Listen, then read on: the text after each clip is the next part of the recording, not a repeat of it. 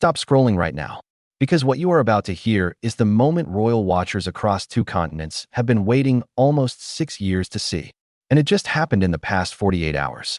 King Charles, the cancer-stricken monarch who has spent his entire reign trying to play peacemaker, has finally slammed the door in the faces of Prince Harry and Meghan Markle. No more invitations. No more olive branches. No more pretending the family is one big happy unit. The Sandringham invitation is dead. And the reason why is going to leave your jaw on the floor. Picture this for a second. The cold stone walls of Buckingham Palace. The king at his desk in the early morning light. A stack of newspapers piled in front of him, each one carrying a fresh humiliation served up by his own son. Australia, Ukraine, Washington, the internet. Page after page of attacks on a man currently undergoing brutal cancer treatment. And then the moment of decision. The moment Charles, perhaps for the first time in his entire reign, looks up and says, "Enough." Welcome to Royal Report Daily, your most trusted source for breaking royal news and exclusive investigations. Tonight, we are peeling back every single layer of the most consequential royal news story of the year. And by the end of the next 30 minutes, you will understand not just what happened, but why it happened, what it means for the state visit to America, what the Sussex finances actually look like, and why the institution of the British monarchy is now closer to a decisive turning point than it has been in decades. Don't forget to subscribe to Royal Report Daily and hit that notification bell so you never miss a single update. Understand something before we go any further. This is not a small story. This is not a polite little royal squabble. This is the largest, most consequential family rupture inside the House of Windsor since the abdication crisis of 1936. And the man pulling the trigger this time is not a brash young royal in love with an American divorcee. The man pulling the trigger is the king himself. A father, a grandfather, a monarch in the twilight of his reign, refusing finally to keep playing a game that has been destroying him from the inside out. Stay tuned to Royal Report Daily. We bring you the stories that matter. Well-placed royal sources are now reporting that the monarch has formally withdrawn his invitation for Harry and Meghan to come to Sandringham over the summer. And the reason being whispered through the corridors is jaw-dropping in its directness. The withdrawal is a direct response to what insiders are now openly calling the Australia Trauma Tour, the disastrous vanity-driven pseudo-royal tour of Australia that played out across television screens like a public relations train wreck. And it has finally pushed King Charles past his breaking point. Now think for a moment about why this matters so much. For months on end, the courtiers around Charles have been quietly briefing the British press with the same soothing line. "Oh no," they kept saying, "we are not going to punish them. We do not want to upset them. The titles are not going to be touched. Their place in the line of succession is not going to be removed. We must keep the door open. We must keep the family together." And every single time those statements appeared in print, you could practically hear royal historians shaking their heads from London to New York. Because this is getting worse, not better. They are not learning. They are not softening. They are not coming home. They are embarrassing the king in Ukraine. They are embarrassing the king in Washington. They are embarrassing the king on every single continent they touch.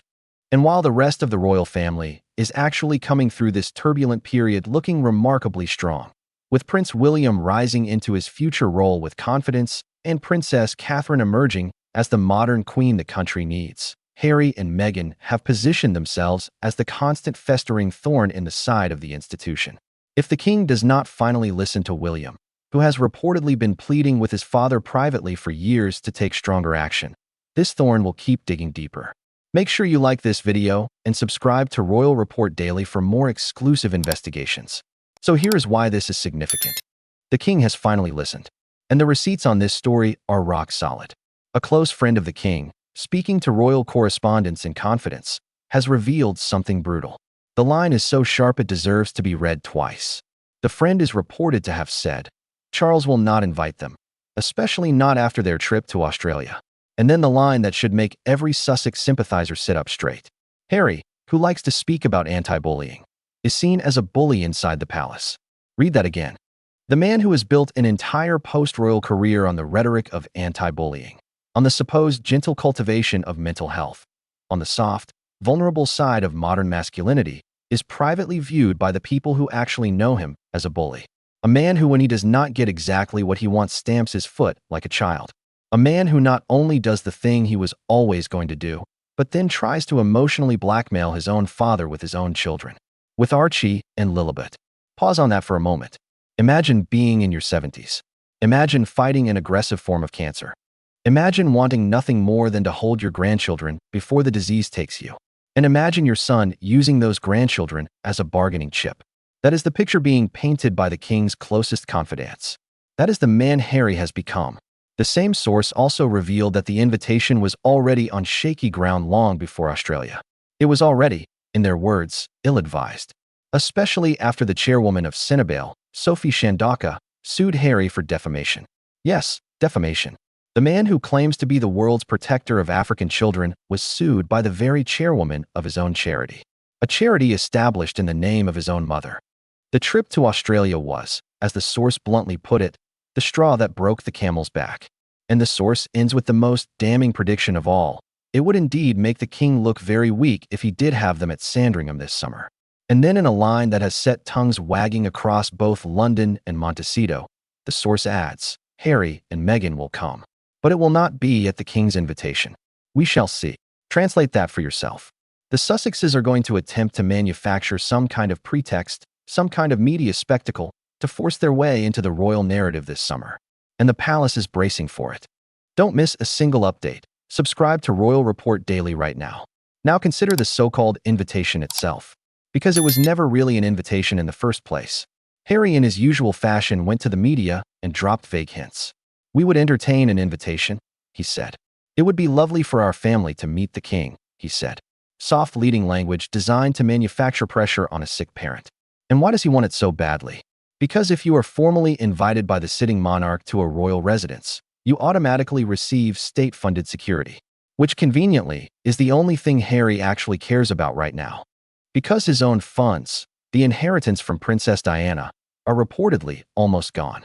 He does not want to spend a single dollar of his own protecting his family. He wants the British taxpayer to do it.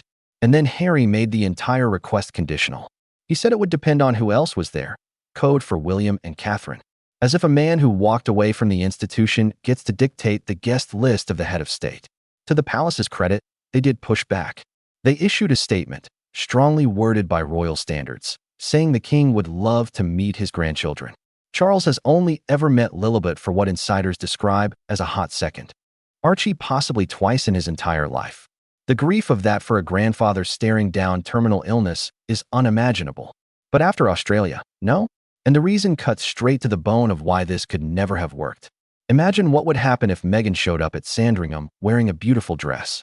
Within 24 hours, that exact dress would appear on a shopping website. What to wear to meet the in-laws. What to wear to a palace. The Sussexes have monetized every single human moment of their lives. The idea of letting them inside one of the most sacred royal residences during the most spiritually important season of the king's calendar, and watching that experience be turned into a shopping list within a single news cycle, is genuinely too much for the institution to bear. Subscribe to Royal Report Daily and stay ahead of every royal development. And here is the deeper truth at the heart of this entire scandal. Harry and Meghan have at this exact moment in time zero genuine commercial momentum. Their brand has collapsed. Their deals are stalling. Their public approval has cratered. And in order to claw any of that influence back, they desperately need a fresh dusting of royal shine.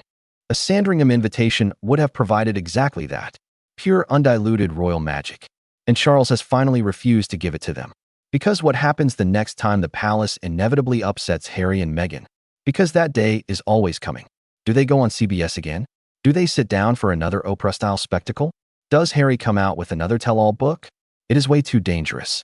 After the so-called trauma closet, after the deeply uncomfortable pivot of monetizing their most intimate royal moments, the king has finally seen what most royal watchers saw years ago. There is no negotiation with people like this. There is only damage control. But hold on, because this is where the story gets even more revealing. Harry has already failed the test for the upcoming American state visit. If Harry and Meghan had any sense, and we already know they do not, they would simply shut their mouths for 4 days. For days of silence. For days of dignity. For days of allowing the king to do his job in peace. Surely, even they could manage that. But they could not. Because Harry's visit to Ukraine and his shocking attack on the American administration came literally, and this is verifiable on every news network, 4 days before King Charles is set to touch down in Washington. For days. That is the ultimate slight a son can deliver to his father on the international stage. It is proof, hard and undeniable, that this man is genuinely compromised in his thinking when it comes to his own father. In public, Harry will quite happily perform the worried son routine. Remember last year after their meeting? He said he was just so worried about him. He needed to spend time with him. The whole performance was about him, his feelings, his drama, his pain. But then when it comes to the upcoming American state visit, a trip for which Charles is reportedly having to pause his cancer treatment in order to travel, Harry chose this exact moment to hijack the news cycle with a politically incendiary speech in Ukraine. Look at the itinerary. 2 days in Washington, travel to New York, a massive day in New York, a final day in Virginia, then a solo trip to Bermuda without Camilla. This is a punishing schedule for a healthy man. For a king with cancer, it is borderline reckless. The one thing Charles did not need was added stress caused by his youngest son. Hit that like button and subscribe to Royal Report Daily right now. And this is precisely the point William keeps making privately behind palace walls. Stress has a documented medically proven role in how a person's body handles cancer. Every spike of cortisol weakens the system. Every sleepless night makes the treatment harder to bear. And Harry, again and again and again, brings stress. Imagine Charles preparing for his journey, opening his morning briefing, and reading, "Harry has gone to Ukraine. Oh God, why? Why now?" And then being handed the speech itself. A speech which veteran royal commentators have reported was at least partly written by artificial intelligence, attacking Donald Trump just days before Charles meets him face to face. That is stress. That is direct calculated stress placed on the shoulders of a sick king by his own son. And would Harry have even gone to Ukraine if Australia had gone better? It is a fascinating thought experiment. The Australia trip was by any honest measure a disaster. The approval numbers cratered afterward, and Harry, being the deeply self-centered creature that he has become, simply needed to be back in the public eye. He needed to redirect the narrative. And Ukraine, the world's most photographed conflict zone, gave him exactly that. The one thing the king and his courtiers have always told Harry is, stop talking to the press, stop manufacturing media moments, just stop. But Harry cannot stop. Daddy will not pick up the phone. So he calls whatever outlet will take his call this week. And it is the same bullying tactic used to manufacture the Sandringham invitation. He went public. The palace pushed back. And they see the tactic for exactly what it is. Royal Report Daily, bringing you the truth behind every royal headline. Here is the supreme irony that has powered the very best royal reporting for years. For all of Harry and Meghan's talk about bullying, about anti-bullying campaigns, about how they were bullied by the institution, every single former staff member who has ever worked for them tells the same private story. They are the bullies. They are the ones who terrorize their employees. They are the ones whose offices have a higher staff turnover than a fast food restaurant. And this brings us to a moment recently captured on camera that refuses to leave the public consciousness. It involved a small, easily missed exchange between Meghan and Sarah Flasmo, Prince Harry's chief of staff. Meghan delivered what can only be described as the death stare, a flash of cold, controlled fury directed at her own employee. To the casual viewer, it looked like nothing, a passing expression. But to anyone who has actually worked for Harry and Meghan, that look is everything. That look is the warning shot before the private dressing down. That look is the prelude to having strips torn off you in a closed room. Veteran royal reporting has revealed that the clip actually triggered something close to post-traumatic stress in former Sussex staff members. Former employees describe Meghan on the record as a workplace psychopath. Their words, not ours. The woman who smiles at the public on one side of her face while glowering at her staff on the other. And the Sarah Flasmo situation is not an isolated incident. It is part of a pattern stretching back nearly a decade. Samantha Cohen, Sarah Latham, Catherine Quinn, Christian Jones. The list of senior staff who have walked away from the Sussex household reads like a directory of former diplomatic talent.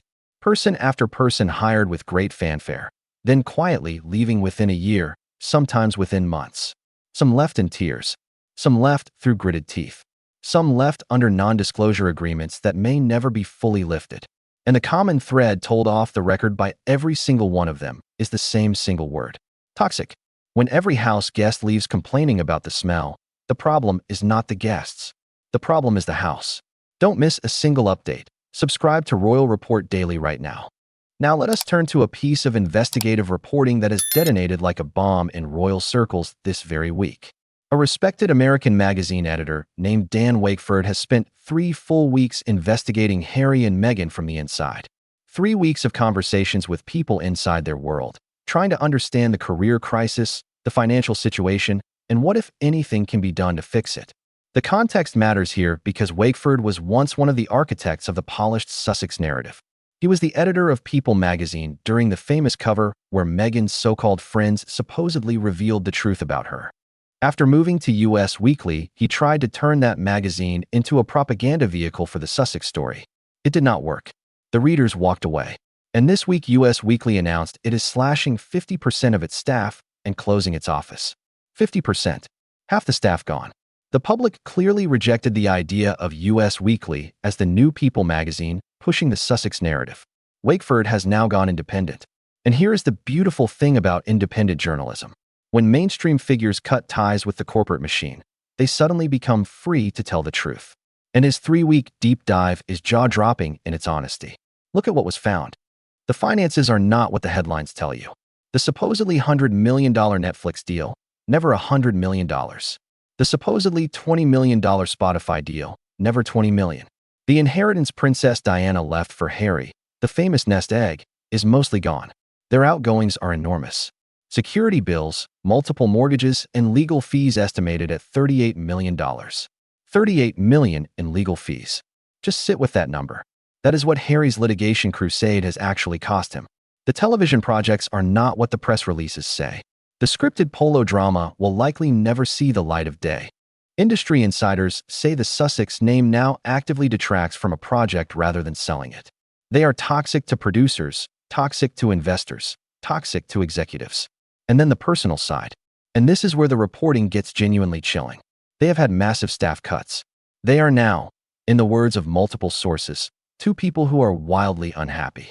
2 people with goals that have quietly diverged in ways that may be impossible to reconcile. Read that line again. Goals that have diverged in ways that may be impossible to reconcile. 5 separate sources inside their world contributed to this report. And the conclusion from every single one of them is the same. There is one move left. One play. One desperate strategy that could save them. But every instinct they have will resist making it. The move is to disappear. To genuinely vanish from the public eye for a sustained period of time. To let the noise die down. And then only then attempt a quiet relaunch. But of course they will never do that. Because attention is the oxygen they breathe. Subscribe to Royal Report Daily and stay connected.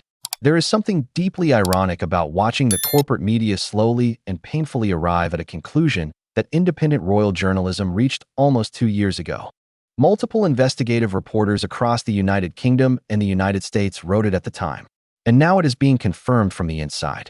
Take Hugo Vickers, a brilliant royal historian and close confidant of the late Queen Elizabeth II, who has just released a book in which he reveals that the Queen herself was worried that Harry and Meghan were wearing wires during family conversations, secretly recording her, possibly trying to set her up for a future media moment. Royal correspondents reported that exact same fact back in 2020. At the time, those reporters were called conspiracy theorists. They were called unhinged. Even though there was pictorial evidence showing Harry and Meghan being wired up at events. And still those early reporters were dismissed. Now Hugo Vickers prints it in a hardcover book, and suddenly everyone nods knowingly. But the early reporters were right all along. What this week has demonstrated undeniably is that Harry and Meghan's allies in the American mainstream media have been reduced to almost nothing. Just 2 outlets remain in their corner, People magazine and Town and Country. There are also a handful of suspicious Instagram accounts cropping up with polished branding and uniformly positive Sussex coverage appearing almost overnight. These accounts deserve scrutiny. Because the currency of trust between an honest reporter and a thoughtful audience is more valuable today than it has ever been before. As the corporate media collapses in slow motion and the traditional gatekeepers lose their hold, the only people who win are the ones who stayed honest when everyone else was selling propaganda. Hit that like button and subscribe to Royal Report Daily right now. Now let us turn to one of the most undercovered royal stories of the entire week. King Charles's address to the nation, recorded in the library at Balmoral. It was a moment that deserved far more attention than it received. And it was Charles openly hitting back at his critics. The voices saying he should consider abdication given the Andrew scandal and his own deteriorating health. You can see in the pre-recorded video just how much his health has suffered. the drawn face, the slight tremor in his voice. And yet this was Charles saying with full force, "I am not abdicating. I sign up to my mother's approach. There will be no abdication. Period." And there is something to genuinely respect about the boldness of that position. Listen to his actual words. He said, "Much about the times we now live in, I suspect, may have troubled her deeply. But I take heart from her belief that goodness will always prevail and that a brighter dawn is never far from the horizon. In this I renew my own solemn pledge of duty and service to you all. God bless you, darling Mama. You remain forever in our hearts and prayers."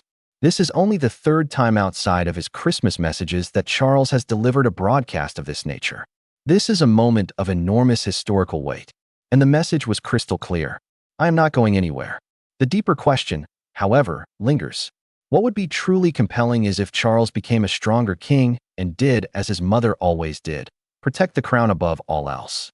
Look at the example of the Queen of Denmark, who one day simply announced that nobody in the family would hold royal titles anymore except her oldest son and his children. It came as a shock, but she said, "This will make your lives better." The family came back together, and now Denmark is a model of monarchical sustainability. That is what King Charles needs to do. Bite the bullet. Slim the institution. Make the hard call now while he still has the strength to make it. Because if he leaves the problem on William's desk, William will inherit not just a crown, but a public relations nightmare wearing the surname Sussex. The problem, of course, is that it is genuinely difficult to commit to such a massive structural overhaul when you are simultaneously undergoing brutal cancer treatment on a weekly basis. Show me another monarch in modern history who has worked this hard while this sick. You cannot. And the world is going to see all of that on full display during the upcoming state visit to America. Royal Report Daily, bringing you the complete truth behind every royal headline. Picture the optics for a second. The 77-year-old monarch, hair thinned by treatment, eyes carrying the weight of 1,000 difficult conversations, stepping down the staircase of a British military aircraft onto American soil. Cameras flashing, honor guard saluting, the President of the United States waiting just beyond the red carpet. And in the back of every photograph, the ghostly presence of a younger son 3,000 miles away, doing his very best to upstage the moment. That is the visual the world will see. That is the story being written in real time. Behind every public smile this week, the king is fighting battles on multiple fronts. The Andrew situation continues to bleed quietly into the headlines. The William and Kate succession question hovers in the background, with both reportedly being briefed for an accelerated transition timeline if the king's health deteriorates further. The Commonwealth realms are watching, and the Sussexes, ever opportunistic, are positioned to exploit any weakness for personal commercial gain. It is a 1,000-year-old institution navigating a moment of unique and concentrated stress. Charles is in many ways the seawall holding back several different storms at once. And a seawall eventually gets tired.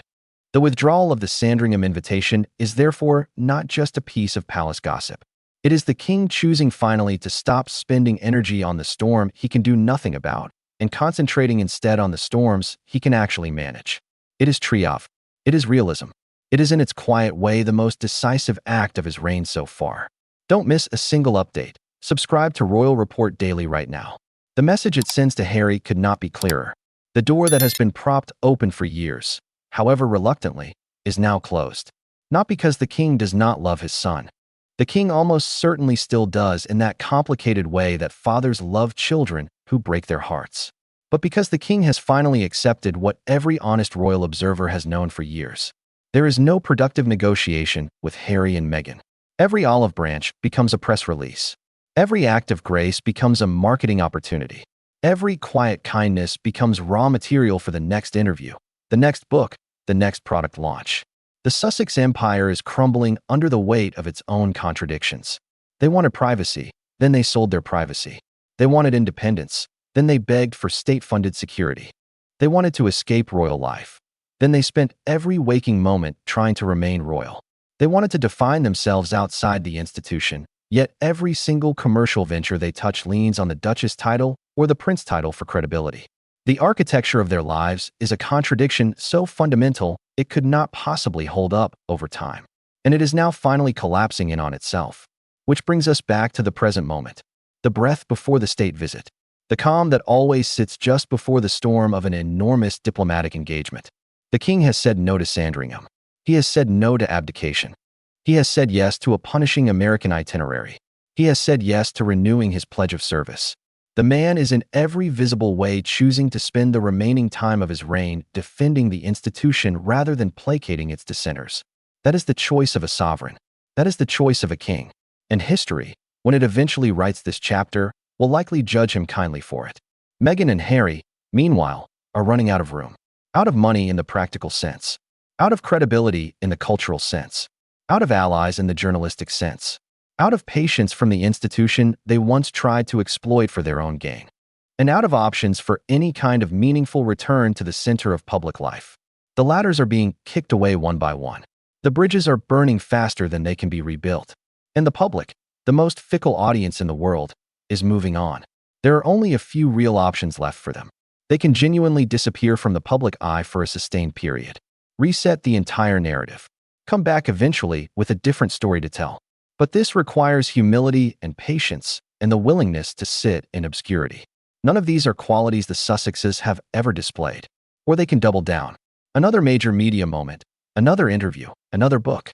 But every previous attempt at this strategy has produced diminishing returns. The Oprah interview was their peak. Spare was a step down.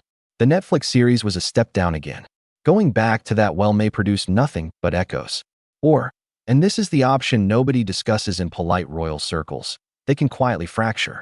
The reporting from inside their world has now made it explicit. Two people wildly unhappy. Goals impossible to reconcile. That is not the language of a couple facing the world together. That is the language of a slow-motion separation. And if that is where this story is heading, then everything we are watching now is simply the public version of a private collapse. Subscribe to Royal Report Daily and stay connected to every royal development. The institution will absorb whatever happens. It always does. It has survived plagues and revolutions and abdications and divorces and scandals across centuries. It will survive this too. The question is not whether the monarchy survives. The question is what shape it takes on the other side of this storm. A leaner monarchy. A more focused monarchy. A monarchy that has finally learned that sentiment is not the same as strategy, and that family loyalty has limits when the institution itself is at stake. The next 48 hours will be electric. The king will leave for America. The cameras will follow every step. The world will watch. And in the back of every frame, the ghost of a younger son 3,000 miles away will be visible to anyone paying attention. The story is approaching its climax. The chapters are being written faster than anyone can read them. And the final shape of the British royal family for the next 20 years is being decided right now in real time by a sick king finally finding his strength. Because the king has finally said no. The Sandringham door is closed. The state visit is about to begin. The Sussex brand is collapsing in real time. The finances are in far worse shape than the press releases ever admitted. The marriage, according to insiders, is reaching a breaking point. The American media allies are evaporating one by one. And next week, when King Charles steps off the plane in Washington, the entire world will be watching to see how a sick king handles a hostile son, a charged political moment, and the most important diplomatic visit of his reign. There is one chapter left to write, and it is being written in real time in the next 48 hours. Stay close. Pay attention, because the next move in this royal endgame, the move that decides everything, is coming faster than anyone is prepared for. The king has chosen his side.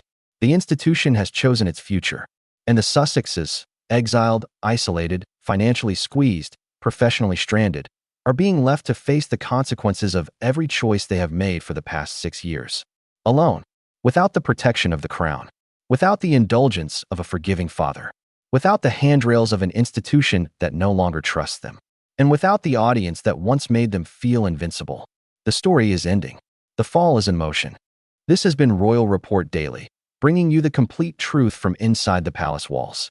If this investigation gave you new perspective on the most important royal story of 2026, please hit that like button right now. Subscribe to our channel if you haven't already. Share this video with everyone following this extraordinary story. Turn on your notifications so you are always the first to know when we publish our next exclusive report. Because the story of Harry and Meghan, and the king who finally said no, is about to enter its final and most consequential chapter. And Royal Report Daily will be right here for every moment of it. Stay informed, stay connected, and we will see you in our next report.